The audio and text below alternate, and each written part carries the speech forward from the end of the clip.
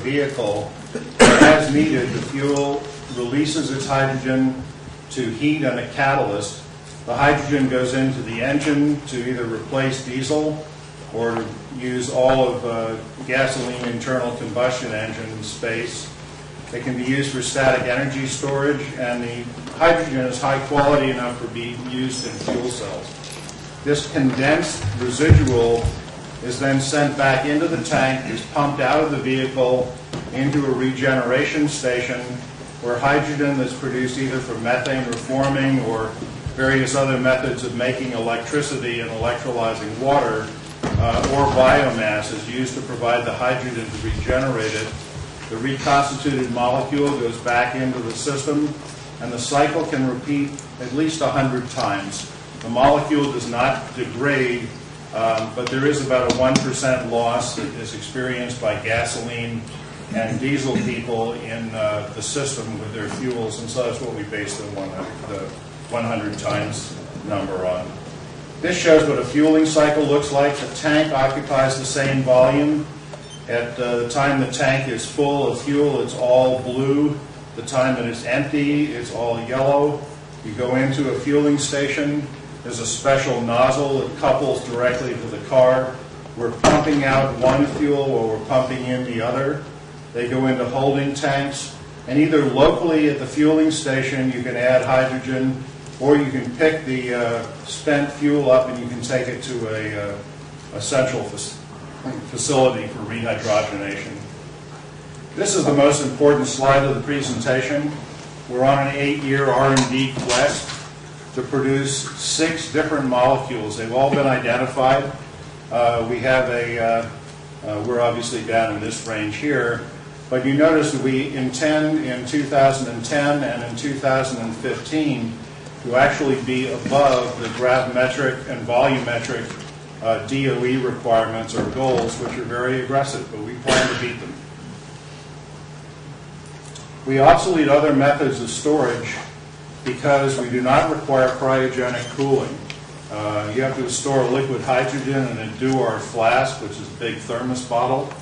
Liquid hydrogen is 17 degrees warmer than interstellar space. It is extremely cold, and it doesn't like to stay that way. It likes to boil off.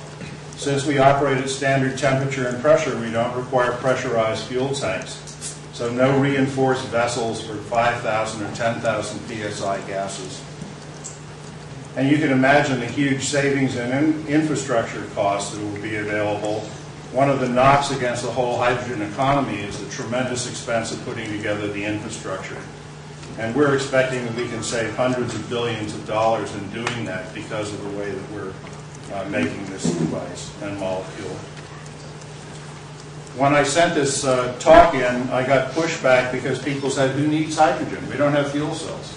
We need hydrogen today, and the reasons are that you can lower the cost of transportation because we can provide the energy equivalent for $3 a kilogram instead of $4 a gallon.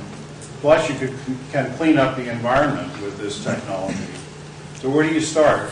You can add 30% of hydrogen to diesel trucks, and you can totally replace gasoline in internal combustion engines where spark ignition is present.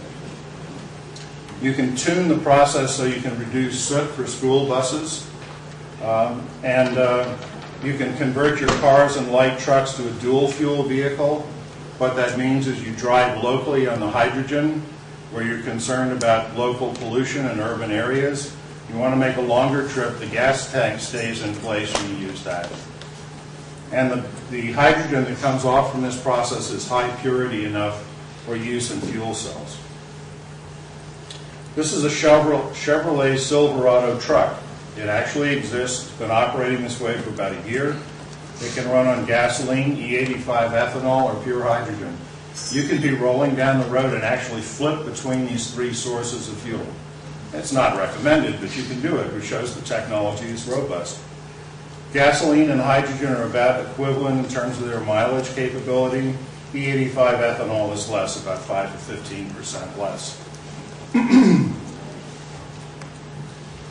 As I stated before, hydronol can be made from crude oil.